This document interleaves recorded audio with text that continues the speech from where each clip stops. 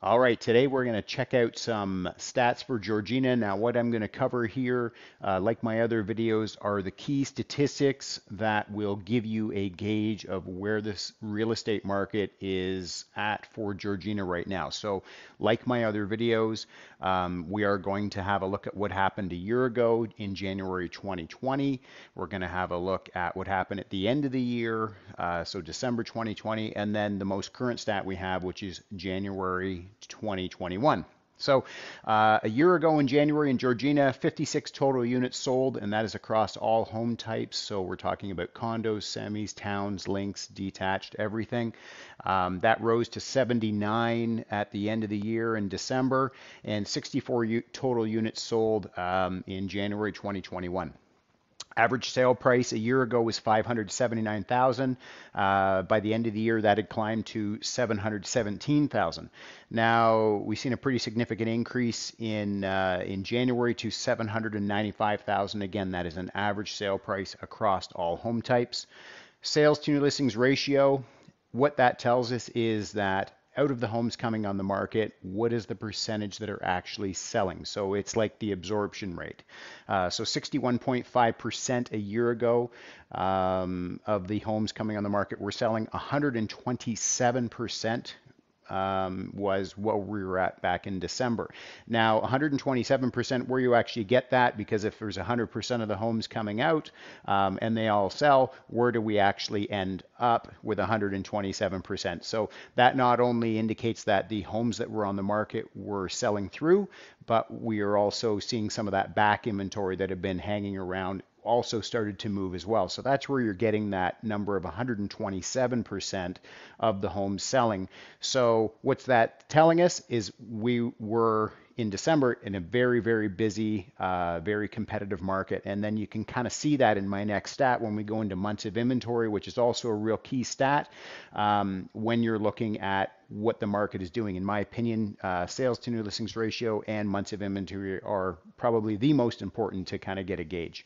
So 2.3 months of inventory remaining a year ago, and what that tells us is if no other homes came on the market after today at the current rate of absorption, where or how long would it take for the inventory to completely deplete? And so 2.3 months of inventory is where we were a year ago.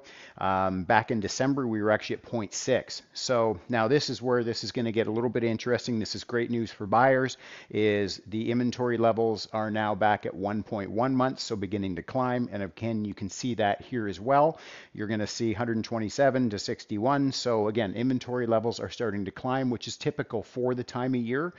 We generally see inventory levels rise as we get into the spring a little bit more, which should quiet down the multiple offers and the bidding, which is getting us to, these sort of numbers here, right?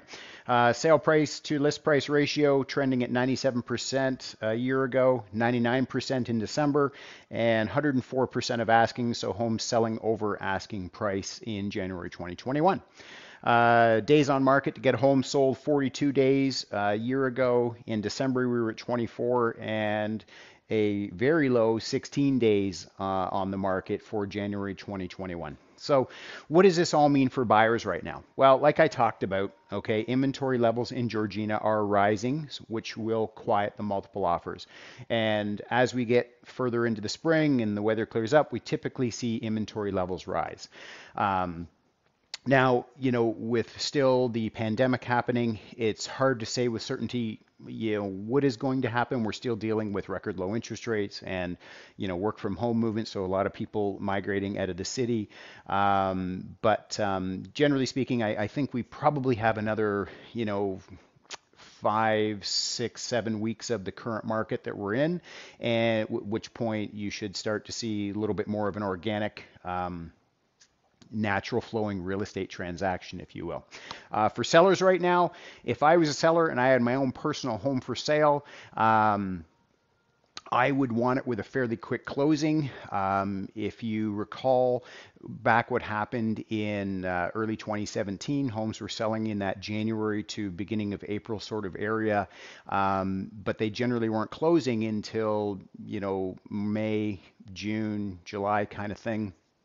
And what can happen is if the market did take a dip, banks and finance institutions usually do their appraisal not at the time of purchase but at the time of closing. So if there is any sort of market correction, certainly it could put pressure on the transaction. So I would certainly say if I was a seller right now, I would want to get my house closed as quick as I could from the time that it sold. I hope you found this useful. If you have any questions about this market update and how it would pertain to your home, please don't hesitate to reach out.